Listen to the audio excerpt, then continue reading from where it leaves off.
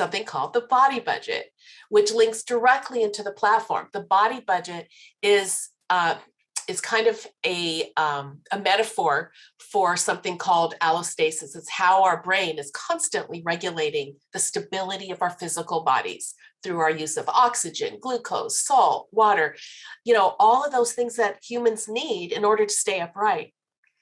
And what I want teachers, and I think it's useful for parents to know too, is that our neurodivergent children's body budgets are getting eaten up at a very fast rate in traditional educational settings.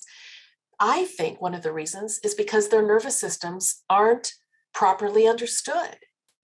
Those stress loads that they carry to appear to be like everybody else, or to try to stay in the game, to listen without being able to move their bodies in certain ways. For example, that's just one example, that this analogy of the platform, that humans run a body budget and their platform will be vulnerable or sturdy, that in order to learn the best, we need a flesh body budget.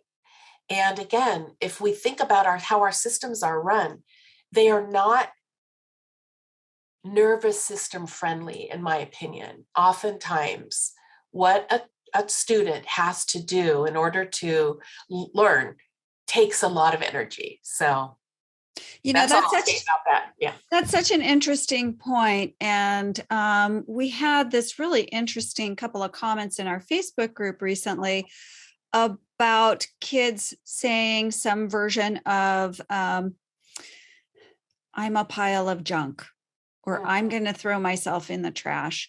Yeah. They're sitting there in the classroom. And this is all invisible to the outsider, but just trying to stay regulated or trying to keep up with the reading. If I'm understanding you correctly, it's almost like they're like a battery, and trying to meet these expectations is draining the battery, draining the body budget. And then maybe these big behaviors come up that outsiders might say, oh, we need to manage these behaviors. But I think you're saying, no, let's understand what's happening with this battery that's draining. Am I getting that right? Absolutely. That's a great analogy as well. Think about how fast that battery is draining. And so our first question should be, when we see that big behavior, is, oh, this body budget needs a deposit.